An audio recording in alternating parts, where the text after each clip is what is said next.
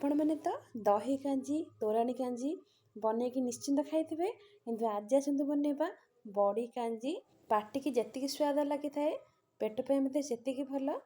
नमस्कार रोजोड़ा किचन को आपण मानक स्वागत। आशा करुच्ची आपण मानक ए रेसिपी निश्चिंत भाव में पसंद आसीबो।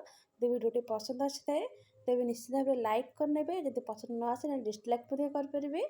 आ बड़ी कांजी बनवाई प्रथम देखो 50 ग्राम बड़ी आ बड़ीर क्वांटिटी आपन हिसाब से कम बेस करेंगे। ये मुझे बासी तोराणी आ तोराणीटा नॉर्मल खटा रहा दरकार बेसी खटा है जमा भी यूज करें।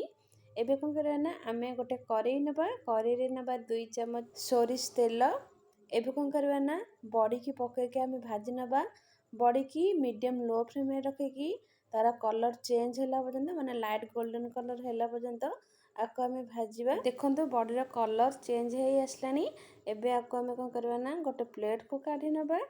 आ एठी देखंतु मु नेछि गोटे प्रेशर कुकर एबे आम एथिरे तोराणी के ऐड करबा। एठी मु हाफ कप बड़ी पई 1.5 कप तोराणी मु नेछि।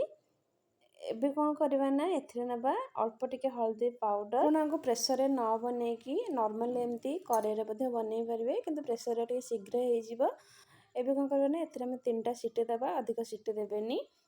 देखंतु एथिरे हमर 3टा सीटी आसी गलानी। एबे कौन करबा को ठंडा हवा को दबा ठंडा हैला परे प्रेशर मुह खोल नबा। देखंतु बड़ीटा हमर सिझी जाईची माने पूरा सिझिनी कि पूरा टाण नहीं नॉर्मल जेतिकी बड़टा सिझिया कथा एतिकी सिझिकी अछि।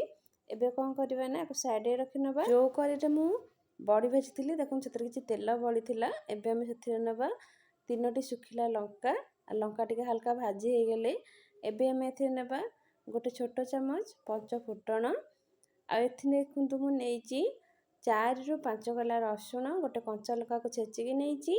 आ देखंतु एठी मु नेछि 8 रु 10 टी भुसुंगा पत्र। एबे हमें आकु एथिरे पकई नेबा पकई कौन करबा ना हल्का टिके भाजीबा। एई समय रे गैस को लो फ्लेम में रखिबे।